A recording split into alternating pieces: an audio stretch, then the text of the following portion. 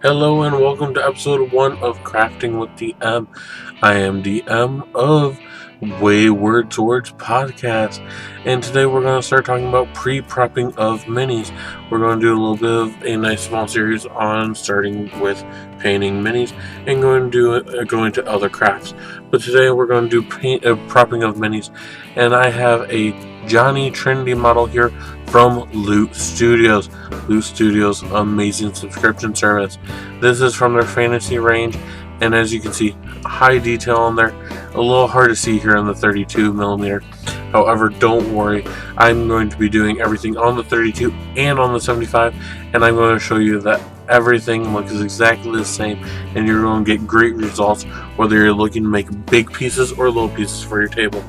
But we're going to go ahead and paint this Johnny Trinity together, and I'm going to go through every single step along the way slowly so that way you guys can follow along with me at home. And then when we get to our next step, we're going to go ahead and switch. Now here I'm taking a nice careful look to make sure to see what all needs to be taken care of. I'm seeing a little bit of issues from my printing and the drying of it that I need to sand down and clean up. Now the nice part is, if you don't have anything fancy for this, is not a big deal, because one of the cheapest things that you can do to have in order to start cleaning up your 3D prints, oddly, is something that might already be sitting around in your house. And what I'm talking about is actually an Emery board. So if you see here, I'm going to take an Emery board and I'm going to just carefully start flattening out that area. Now it's going to look a little different, but trust me, right after we put the primer, well, my primer on it, is going to look just fine. But if you want to be a little bit more fancier, you can have this file set that I found at my local hardware store. Came with 6 different pieces, and it's going to get the job done. Trust me. And you're going to be getting a lot more detail. However, I will say to be a little careful, because of the fact that even though Loot Studios does have very nice miniatures, you could also really damage some of the details. Here, there's just a little bit of sand, a little bit of area that I'm sanding down. I think that was some more resin that just got that came out of a hole there on the back of them while I was hardening the item. But there's also some areas that there's still some support sitting there, and we're just going to scrape them down. And that's what I'm doing right there. There's a lot of supports there on the bow, and now I'm just taking them off. Now you do want to be careful when you're removing minis from the supports, because sometimes you can damage the mini. Remember, you can always do the cleanup step a little longer in order to make sure everything comes off well. Don't just force it when it comes to you taking things off of the mini in the first place, like the supports, because you can always take things off later, but you can't really put things back on too easily and have them look the exact same, unless you get really good at that. Now here I'm going to take a little extra care to make sure that I'm sanding off his feet equal on each foot, and then I'm going to make sure that they are even from heel to heel and tip of toe to tip of toe. This is because he doesn't have a way to slot into the base. He just stands there, and he's really well balanced. However, in order to make sure that I'm not messing up the balance, I need to make sure that his feet are staying the same. And here I'm just going to add in a little bit more groove there at the heel of the boot, because that looked pretty cool to me. But yeah, it's very easy to just take care of your own minis. But do be careful when you 3D print, because sometimes what you think you're removing that are supports might actually be details. Here he actually does have some buttons there on his jacket, but I also have some supports nearby on the sleeve as well. So you want to be careful and make sure you're paying attention to what you're removing, and don't just go on to autopilot. It's very important in this step to not just remove because it seems right. But here we go. This is a 75mm piece. Beautiful work from Loot Studios. They're not sponsoring this. I just really love the craftsmanship that they have.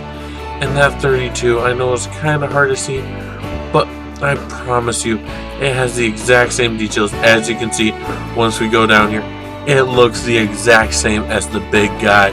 It's amazing. Everything that we paint and do on this, we're going to do in the 75 to watch, but then I'm going to show you the exact same on the 32, so that way you get a nice feel for knowing that yes, you can follow everything along at a small scale. It doesn't matter. It's going to still give you the same nice looking results. I'm just trying to really show off. It's really the exact same. This is just the high quality of the Loot Studio things.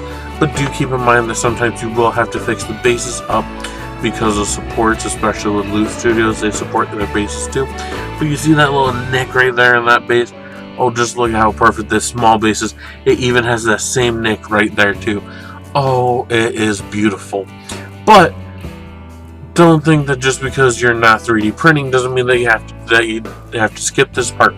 Here we actually have a miniature from Wizkids, and they might do molding of their pieces.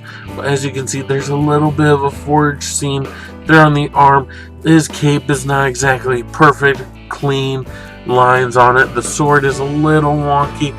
You might want to clean that up a little with a little bit of an edge, but not everything here can easily be sanded down. So this is where I call in my next trusty item for this, and that's actually the Xacto knife. Funnily enough, this is actually really good, especially with these, because they're made less of a plastic and more closely of a rubber. So with that rubber material, it's a lot easier to just take that knife and scrape along the edge and get it nice and perfectly down and easy. Is very, very useful tool, and it doesn't matter what mini you're doing. Pre-prep is very important. You also want to wash your minis before I paint any of my Wizkids. I always paint them. However, if you're one of those people out there who do like using a nice primer, maybe a spray primer or a brush-on primer, when you do this, because the Wizkids already do come pre-primed, you are going to want to re-prime your miniature. However, as we're going to look at with what I do, I actually don't prime my minis in the traditional sense. However, what I do is kind of priming my minis. I do have a young daughter at home too. She will pick up my minis, she'll play with them, and she has not yet been able to damage any of the painting I do.